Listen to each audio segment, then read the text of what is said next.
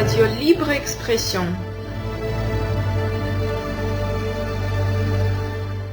Bonjour à tous chers auditeurs, aujourd'hui on a le plaisir d'avoir sur Radio Libre Expression Éric Sablé. Bonjour Éric. Bonjour.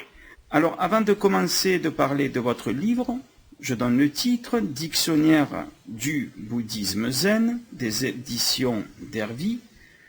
Comment êtes-vous venu au zen ? Oui, alors j'ai débuté dans le zen avec Deshimaru, c'est-à-dire que j'allais, lorsque Deshimaru était encore vivant, j'allais aux méditations qui étaient rue Pernetti à Paris, et cette rencontre m'a marqué parce que c'était un personnage qui était à la fois plein d'énergie et plein d'humour. Et par exemple, je me souviens bien que la première fois où je l'avais rencontré, il avait fait un petit discours et il avait dit, parce qu'il parlait en anglais, il avait dit My English is a special English, is a 10 English. Et puis il riait toujours à une rire énorme comme ça, extraordinaire. Donc j'avais été séduit par Deshimaru et j'ai commencé en fait à pratiquer le zen avec lui. Ensuite j'ai découvert un zen un petit peu différent avec Suzuki, grâce à Suzuki, et grâce notamment à son livre, ses essais sur le bouddhisme zen, et cela a donné une orientation à compléter en quelque sorte le zen, le zazen de Deshimaru, avec un zen un peu plus, disons, entre guillemets, intellectuel. Enfin, il faut s'entendre sur le terme intellectuel, parce que le zen est tout sauf intellectuel, mais un zen un peu, disons, différent, avec une orientation un peu différente, qui n'était pas celle, disons, de l'école Soto auquel appartenait Deshimaru. Voilà. Et donc, à partir de là, je me suis beaucoup intéressé à tous les aspects, disons, tous les aspects du zen. J'ai rencontré aussi la voix de Yasutani Roshi, qui est extrêmement intéressante et qui a essayé justement une synthèse entre l'école Soto et l'école, disons, des Kohan, l'école Rinzai. Voilà, c'est un petit peu comme ça que l'on peut schématiser ma démarche à l'intérieur du bouddhisme zen. Vous avez écrit de nombreux ouvrages, une trentaine ou plus. Avant de devenir écrivain, vous avez exercé des métiers tels que gardien d'immeuble, ce qui vous a permis d'avoir un contact avec les gens. Parlez-nous de cela, Éric. Oui, alors c'est-à-dire que j'ai fait des études, un petit peu des études de philosophie, et pendant que je faisais mes études, j'étais gardien d'immeuble, effectivement, à Paris. Et ensuite, je suis parti, je voulais vivre à la campagne, et je voulais pas vivre en ville. Et j'ai donc fait, passé mon CAP de charpentier. Et j'ai été d'abord ouvrier agricole, oui j'oubliais, j'étais d'abord ouvrier agricole, et puis ensuite donc charpentier pour pouvoir vivre justement à la campagne, et notamment, enfin j'ai vécu 28 ans dans le sud-ouest, où j'ai effectivement commencé comme ouvrier agricole et ensuite comme charpentier. Et effectivement, la charpente, de toute façon, il y a un lien entre cette activité, une activité physique comme la charpente, et puis le zen. C'est une espèce de retour au concret. Et le zen, ça c'est très important. C'est pas du tout une spiritualité idéalisée, une spiritualité éthérée. C'est une spiritualité justement qui est très enracinée dans le concret, dans le quotidien, qui est très quotidienne. Voilà. Donc finalement, il n'y avait pas du tout opposition entre la charpente et le zen. Alors Éric, à la page 41 donc, de votre livre, Dictionnaire du bouddhisme zen, vous parlez de Makyo, c'est-à-dire M-A-K-Y-O, un terme qui désigne donc des personnes qui ont vu des visions, qui ont entendu des hallucinations auditives, enfin ils ont eu des expériences qui sont, on peut dire, extraordinaires. Est-ce que ces expériences peuvent être semblables à ceux qu'ils ont vus des NDE, EMI, comme on les appelle, vous savez, les gens qui ont quitté leur corps pour quelques minutes et qui ont vu eux aussi et entendu des choses. C'est pareil ? Non, pas du tout. Non, pas du tout. C'est des phénomènes, les Makyo, c'est des phénomènes illusoires. C'est-à-dire que au cours de la pratique du zazen, de la pratique du zen, c'est une pratique qui peut être intensive.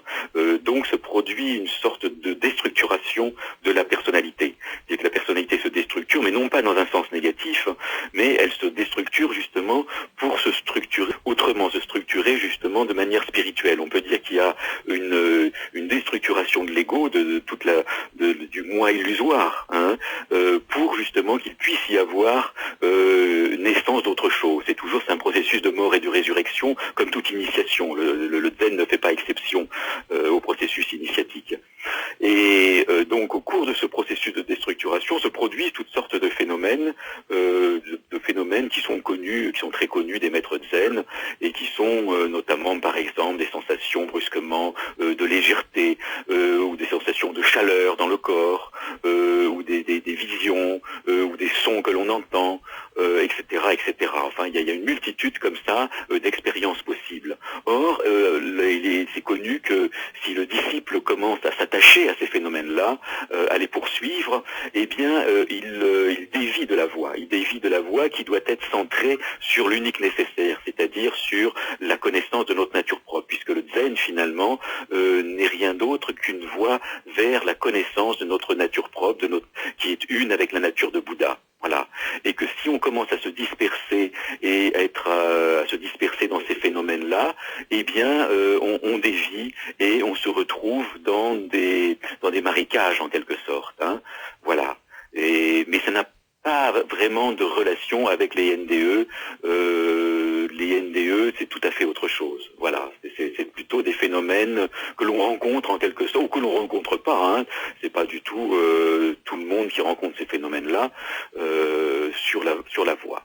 Et on retrouve d'ailleurs ces mêmes phénomènes illusoires dans d'autres voies initiatiques comme les voies indiennes, hein, les maîtres hindous mettent eux aussi en garde justement contre notamment Ramana Maharshi par exemple, pour ceux qui connaissent Ramana Maharshi, mais soigneusement en garde les disciples justement contre ce qu'il appelle les pouvoirs psychiques, contre justement la naissance de ces phénomènes-là qui peuvent être des phénomènes par exemple de clairvoyance, de vision de l'aura.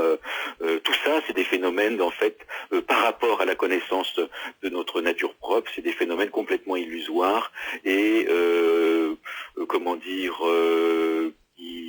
alors il est évident que, par exemple, il y a des enseignements qui attachent énormément d'importance à ces visions de l'aura, à ces phénomènes de clairvoyance. Or, il faut bien savoir que les enseignements authentiques, comme le zen ou les voies non duelles hindoues, au contraire, considèrent que c'est des obstacles à la connaissance de notre nature propre.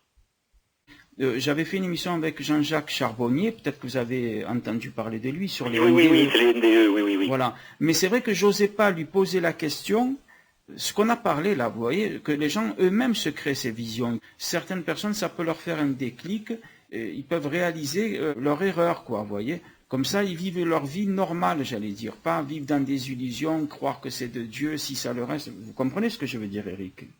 Oui, très bien. Ben, je vais vous donner simplement quelque chose qui va tout à fait dans votre sens. C'est que vous savez qu'au Tibet, il y a des gens qui vivent des NDE et on les appelle les délogues. Les délogues. Hein. Et quand j'étais dernièrement là au Népal, j'ai ramené justement des livres écrits par des délogues. Et ces délogues qui vivent exactement le même phénomène, le même processus, le même phénomène que dans les NDE occidentales, eux, ils ne voient pas du tout des êtres de lumière, des anges, etc. Ils voient des divinités tibétaines. Vous voyez ? Ça veut dire que finalement, nous sommes conditionnés par notre substrat culturel beaucoup plus que nous le pensons. C'est-à-dire que nous voyons ce que voit la communauté à laquelle nous appartenons. C'est-à-dire que nous sommes conditionnés beaucoup plus qu'on ne le pense. Ça, c'est certain. On s'imagine que c'est universel, mais c'est pas universel. C'est simplement parce que c'est notre conditionnement particulier. On baigne en quelque sorte dans un univers judéo-chrétien et même si on ne le sait pas, même si on n'a jamais été au catéchisme, même si on rejette complètement le judaïsme et le christianisme, on baigne quand même dans cet univers-là et la preuve, c'est que justement lorsque l'on vit des expériences de coma, on a des d'êtres de lumière, d'anges, etc. et de Christ, etc. Alors qu'un Tibétain, lui, ne verra pas du tout ça. Oui, c'est très important ce que vous dites, Eric, parce que vous avez parlé de ce détachement de l'ego, et je me permets de faire quand même un rapprochement par rapport aux personnes qui ont vécu des NDE. Souvent, ces personnes restent figées dans leur expérience et pensent, il y a tort, qu'ils sont saints, saintes, qui sont plus spirituels que les autres, alors que c'est complètement une illusion de penser cela. Est-ce que, Eric, on peut dire que les personnes qui vivent ces phénomènes, le Makyo, c'est eux qui se créent ces visions, ces sons, c'est leur état de conscience, un peu comme dans les rêves, ou c'est différent? Oui, c'est de la nature des rêves, mais c'est des rêves objectivés en quelque sorte. Hein. C'est ça qu'il faut bien comprendre. Et par exemple, je vais vous raconter une anecdote que raconte un grand maître zen chinois, alors un mec du Chan, parce que le zen, avant d'être le zen au Japon, était le Chan en Chine, qui raconte justement que lorsqu'il était novice, il participait à une méditation intensive et il a commencé à avoir la vision d'une grosse araignée noire devant lui. Dès qu'il se mettait en posture de méditation de zazen, aussitôt il avait la vision d'une araignée noire. Et c'était comme ça le gênait énormément, il avait décidé de poignarder cette araignée. Mais il en avait avant parlé à son maître. Et son maître lui a dit, oui, tu peux la poignarder, mais avant de la poignarder, tu te munis d'une craie et tu vas tracer une croix sur le dos de cette araignée noire. Et il voit à nouveau cette araignée noire, il prend la craie et il trace une croix blanche sur le dos de l'araignée. Et il revoit son maître lui demande de soulever sa robe de moine et sur son ventre il avait une croix blanche tracée à la craie. Alors vous voyez comment justement il y a ce processus d'objectivation, puisque finalement cette araignée noire n'était que l'objectivation de ce centre passionnel en quelque sorte, de ce centre du ventre qui est aussi le centre, une sorte de cristallisation de son corps émotionnel, de ses passions en quelque sorte. Tous les phénomènes illusoires auxquels on est confronté au cours de la méditation sont de cet ordre-là, c'est-à-dire que ce sont des objectivations, souvent des objectivations de problèmes intérieurs ou de phénomènes qui sont en fait intérieurs à nous-mêmes. Voilà. Ce ne sont pas justement des choses objectives, contrairement à ce que croient certains, mais ce ne sont que des traductions de phénomènes intérieurs. Pour des phénomènes de dédoublement, par exemple, c'est Jeanne Guesdet qui justement s'était aperçue au bout de pas mal d'années de pratique de ces dédoublements, qu'elle ne faisait que rencontrer des phénomènes qui lui étaient propres, qui étaient intérieurs à elle-même. Comme vous avez dit, de l'ordre du rêve. Voilà, c'est-à-dire mais ce sont des rêves extériorisés. Voilà, on pourrait dire que ces phénomènes illusoires sont des rêves extériorisés. Ce ne sont pas comme les rêves de la nuit, des rêves dans lesquels on est complètement identifié aux rêves, mais c'est des qui s'extériorisent, s'objectivent et deviennent apparemment extérieurs à nous-mêmes. Je ne sais pas si tout cela est clair. Oui, mais est-ce qu'on peut dire que donc toutes ces visions, tout ce que vous avez parlé aussi des médiums, etc., tout ce qu'ils voient, est-ce que c'est eux-mêmes qui se créent ces visions? Là, c'est parfois un peu plus complexe. En tous les cas, ils ne voient jamais une réalité, parce que les réalités d'ordre spirituel ne peuvent pas être appréhendées avec l'univers des sens. Nos images mentales, en quelque sorte, appartiennent à l'univers des sens. Donc, ce qu'ils voient, parfois, ce sont des forces. Et ces forces, ils les traduisent par des images. Mais ce ne sont pas forcément des forces qui leur sont propres, intérieures, mais en tous les cas, la traduction qu'ils en font est toujours fausse, dans la mesure où toujours un habillage, on pourrait dire, plus précisément. C'est un habillage, c'est une représentation. Mais c'est pas la chose en elle-même telle qu'elle est en elle-même. C'est toujours un habillage. Voilà. Voilà ce que l'on peut dire. C'est pas. Et eux, ils ont souvent l'impression justement d'être face à quelque chose de réel qui vient les voir sous cette forme-là. Eh bien, ça, c'est complètement faux. Ils ne voient pas du tout la réalité, de ce monde invisible avec lequel ils sont en contact. Ils ne voient que une représentation mentale de ce monde-là. Ils ne voient pas tel qu'il est en lui-même. Parce que cela n'est pas possible avec des représentations de l'ordre du sensible, de l'ordre des images qui proviennent des sens. Donc ce monde-là est un monde de force, par exemple, on pourrait dire, est un monde d'énergie, mais n'est pas un monde...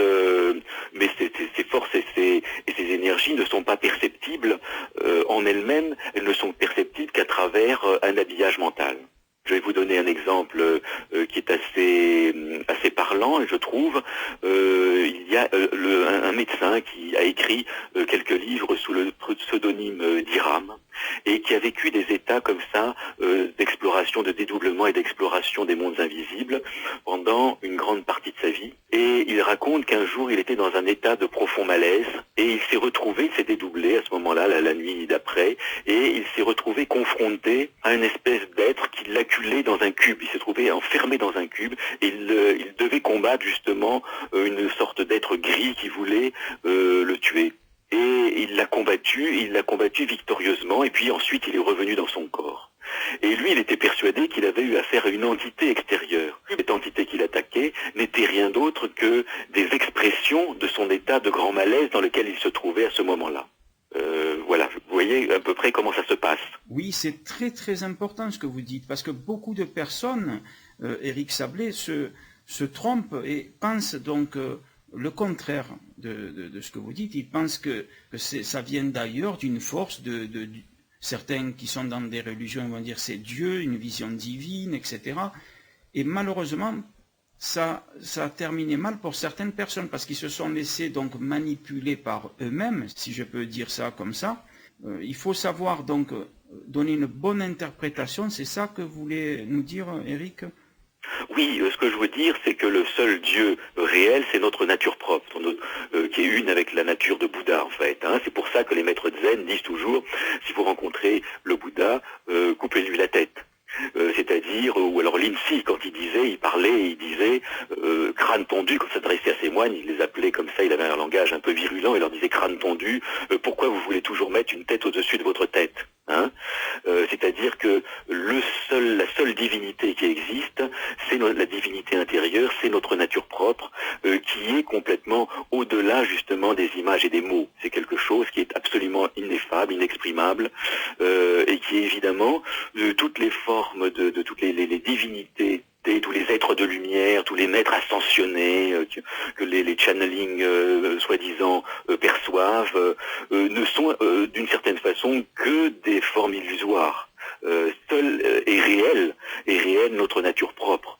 Seul est réel précisément cet état de Bouddha, et le zen n'a qu'un but finalement, c'est de nous amener à connaître cette nature propre, cette nature de Bouddha. Voilà, et c'est la seule divinité réelle qui existe. En dehors de cette nature propre, comme je vous l'ai dit, les multitudes des divinités n'ont pas de vraie réalité. Voilà, puisque le réel, c'est justement cet état qui est, on pourrait dire là aussi, la grande totalité, l'essence de notre être, qui est la grande totalité une. Voilà, je ne sais pas si c'est clair. Oui, c'est très clair. Je peux donner un exemple quand même qui est frappant.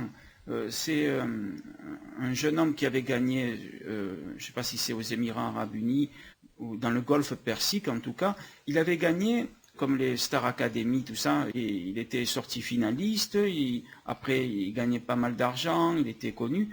Et qu'est-ce qui s'est passé? Un jour il a eu une vision, donc il a vu qu'il fallait qu'il quitte tout ce monde matériel, sa vie, quoi, carrément, pour faire la guerre sainte, le djihad, vous voyez. Et si cet homme aurait su que c'est lui-même, parce qu'intérieurement, par la culpabilité ou autre, qui s'est créé cette vision de son propre mental, évidemment, il aurait toujours continué dans la chanson, il aurait vécu d'une manière agréable, etc. Et c'est pour ça qu'il est très important de savoir cela. Oui, tout à fait, tout à fait. Votre exemple est très très juste. C'est vrai que il y a comme ça des individus qui peuvent devenir dangereux parce qu'ils ont l'impression que ces phénomènes qui proviennent d'eux-mêmes possèdent une objectivité. Ici, ils sont persuadés que c'est Dieu qui leur parle ou que c'est un ange qui leur parle, sans voir effectivement que c'est des aspects d'eux-mêmes qui s'objectivent de cette façon-là. Voilà, là, il y a des tas d'exemples, une multitude d'exemples qui peuvent illustrer ce fait. Donc effectivement, c'est tout ce que vous avez dit là, c'est très très juste. Et ça peut devenir dangereux, ça peut effectivement, ces individus peuvent devenir dangereux. Mais dans les hôpitaux psychiatriques, il y a aussi beaucoup de gens comme ça qui sont persuadés que leurs visions sont absolument objectives et réelles. Hein. Il n'y a pas simplement les channeling et puis les djihadistes. Il y a aussi les hôpitaux psychiatriques, sauf que dans les hôpitaux psychiatriques, les individus qui y sont enfermés n'ont plus du tout de contact avec le réel. Or, c'est les individus qui sont dans les phénomènes de channeling, eux, ils sont un petit peu entre les deux. Ils n'ont pas basculé en quelque sorte dans cet univers, de vision, quoi. Ils demeurent aussi enracinés aussi dans le monde sensible. Donc, ce qui fait que ça leur permet de se maintenir dans la réalité sensible, dans le monde, dans le quotidien, de vivre un quotidien normalement. Je peux donner un dernier exemple sur ce que vous nous dites, Éric Sablé. Un exemple d'une personne qui est assez connue. Alors, c'est David Koresh, un évangélique au Texas, qui lui aussi était persuadé de vivre des visions, des révélations de Dieu. Et il a mal fini et il a malheureusement entraîné avec lui 70 personnes dans la mort. Ils ont mis le feu dans leur ranch, ils ont tiré sur des agents du FBI, ils étaient dans le jeu que Dieu était avec eux, vous voyez. Donc c'est pour ça que c'est dommage que tout cela, je veux dire, n'est pas su d'une manière générale dans les médias, vous voyez, ils n'en parlent pas, parce que les gens, ils ont peur d'offenser les personnes dans des religions, dans des croyances. Ils se disent chacun croit ce qu'il veut, mais c'est bien quand même de rappeler que toutes ces visions, toutes ces expériences peuvent être dangereuses. Oui, ça peut être dangereux, mais ça peut être aussi parce que ça peut être aussi un tremplin vers le sans forme. Hein. Ça peut être aussi utilisé, c'est-à-dire qu'en Inde, justement, on considère, ou au Tibet, on considère que ces images de divinité sont utiles justement comme tremplin, c'est-à-dire que le Dieu avec forme nous mène au Dieu sans forme. Donc il y a possibilité aussi d'avoir une voix, mais en Inde et au Tibet, ils considèrent aussi que ces images sont relatives, c'est-à-dire ils n'en font pas, comme dans les religions monothéistes, un absolu. Donc ce n'est pas dangereux, c'est-à-dire que ce qu'on appelle le yidam dans le bouddhisme tibétain, qui sont justement des images de divinités qui sont visualisées, on sait très bien que qu'elles n'ont pas d'existence en elles-mêmes. Elles ont une existence simplement dans la mesure où je les crée, où je les nourris par ma visualisation. Donc elles sont très nettement, par contre elles peuvent être l'expression d'une énergie créatrice particulière. Hein, mais ils ont une vision très claire de ces phénomènes-là. Donc dans cette mesure-là, là ce n'est pas dangereux, ça peut être au contraire une aide. Mais dans la mesure où l'on considère justement un Dieu unique qui vient nous parler à nous personnellement, alors là ça devient très dangereux. Effectivement, parce que non seulement cela glorifie l'ego, cela augmente encore le moi, l'ego, mais en plus de ça, cela peut nous faire chuter, comme vous avez raconté. Mais on pourrait dire à la limite que toutes ces personnes, même si elles ne deviennent pas dangereuses, si ça ne se finit pas dans un bain de sang, on peut dire que toutes ces personnes qui ont soi-disant des visions d'un Dieu qui vient les visiter ou d'un ange qui vient les visiter, présentent un danger pour elles-mêmes et pour les autres. Et dans votre livre, vous donnez aussi certaines définitions, la page 142, la maladie du zen. Bacchio. Voilà, rester dans un état humble. Oui, alors ça c'est extrêmement important dans le zen, cette humilité, parce que on dit par exemple que certaines personnes, vous savez qu'il y a beaucoup de personnes qui sont persuadées avoir vécu des états d'éveil, et comme ils n'ont pas de maître, ils s'imaginent qu'ils ont vécu l'état ultime, qui sont des êtres réalisés spirituellement, et ils font des conférences, et ils écrivent des livres sur leur expérience, etc. Or, effectivement, s'ils faisaient partie d'une voie traditionnelle, d'une voie, par exemple dans le bouddhisme zen, ils sauraient qu'ils ne sont que des petits débutants. Parce que là, c'est très clair. Parce qu'on dit qu'une personne qui a conscience justement d'être éveillée, enfin qui rayonne comme un être éveillé, on dit dans le bouddhisme zen, c'est une parole qui est très forte, on dit qu'il pue l'éveil. Il pue l'éveil, voilà. Une personne qui réellement est réalisée spirituellement, elle est une personne complètement ordinaire que l'on ne remarque absolument pas. Donc ça, c'est vraiment une leçon, une extraordinaire leçon d'humilité. Et lorsque, par exemple, toutes sortes d'histoires qui vont dans ce sens dans les biographies des anciens maîtres du Zen ou du Chan. Nous avons par exemple l'histoire de Huineng qui en écoutant le sutra du diamant avait eu comme ça un éveil très fort, et ensuite il avait été voir le plus grand maître spirituel de son, dans cette voie-là, le plus grand maître de son temps, et il lui avait dit je voudrais vous dire que j'ai constamment il voulait lui dire qu'il était constamment illuminé en quelque sorte. Et le maître lui avait dit quelle arrogance, va à l'écurie et ne parle plus. Voilà, c'est-à-dire qu'il fallait qu'il mature justement son illumination, qu'il mature son éveil.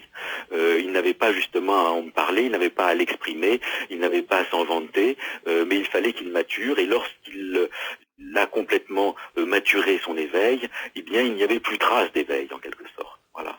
Donc cette notion justement d'humilité est très très importante dans le Chan et dans le Zen. C'est quelque chose d'essentiel.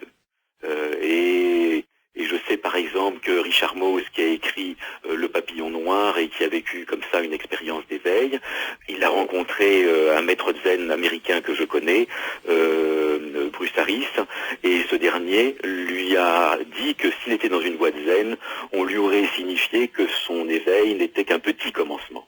Voilà. Donc il y a effectivement cette nécessité d'avoir un maître déjà pour qu'on ne s'illusionne pas. Voilà. Sinon, les Occidentaux s'illusionnent sur leurs états spirituels. Et ils parlent de nirvana ou d'éveil alors qu'ils n'ont vécu que des petits états spirituels qui, dans une voie traditionnelle, seraient considérés comme sans grande importance. Voilà ce qu'il faut dire aussi. En conclusion, Éric Sablé, qu'est-ce que vous pouvez nous dire sur les personnes qui s'intéresseraient à venir donc dans la voie bouddhiste pour avoir une vie plus zen, pour être plus équilibrée? Quelles sont les étapes? Parce que c'est facile. Non, c'est pas facile. C'est pas facile, mais c'est à chacun à pratiquer en fonction de son désir, je dirais, de son désir de lumière, de son désir justement de ce germe de Bouddha qui s'éveille en nous. Donc c'est à chacun à pratiquer. On peut pratiquer très bien 10 minutes chaque jour pour commencer. Il n'y a pas besoin tout de suite de pratiquer 3 heures par jour. Il est préférable de pratiquer au départ de façon collective. Déjà parce que cela empêche certaines expériences illusoires, et puis d'autre part parce que l'on est porté par la communauté. Donc si quelqu'un veut commencer dans le zen, je lui conseillerais de faire partie d'un groupe qui pratique le zen, et autant que possible avec un maître authentique, un maître justement qui est dans une voie traditionnelle, c'est-à-dire qui a lui-même reçu son enseignement d'un autre maître. Et pas quelqu'un qui s'est improvisé maître zen et qui peut nous mener vraiment à notre accomplissement spirituel. Voilà, donc c'est pas une voie facile, mais c'est une voie que l'on peut pratiquer au début à sa mesure, mais qui peut nous mener justement à la réalisation. Donc voilà ce que j'aurais à dire sur cette voie-là particulière. Il y a actuellement en France des groupes de zen. Il y a Bruce Harris à côté de Montpellier. Pour les gens qui habitent dans la région, c'est quelqu'un qui est d'une grande valeur. Ça, je le connais, et là, j'en parle en connaissance de cause. C'est quelqu'un qui est dans la voie dans la lignée de Yasutani Roshi, et c'est quelqu'un d'une grande valeur, d'une grande simplicité, et qui peut justement initier au zen ceux qui le désirent. Voilà, intéressante. Maintenant, en France, c'est surtout la voie Soto, c'est-à-dire la voie du zazen qui est représentée, malheureusement, parce que justement, je pense que les deux s'équilibrent. Enfin, il y a aussi des choses très intéressantes dans la voie Rinzai. Donc, c'est intéressant de voir. Il y a le maître Gyoji aussi qui pratique la voie Rinzai en France. De voir justement essayer d'équilibrer un petit peu les deux grandes écoles japonaises du zen, la voie Soto qui pratique exclusivement le zazen et la voie Rinzai qui pratique la voie des koans. Voilà. Merci beaucoup Éric Sablé pour être intervenu sur Radio Libre Expression. Oui, merci à vous de m'avoir invité. C'est moi qui vous remercie. Au revoir, Eric. Au revoir.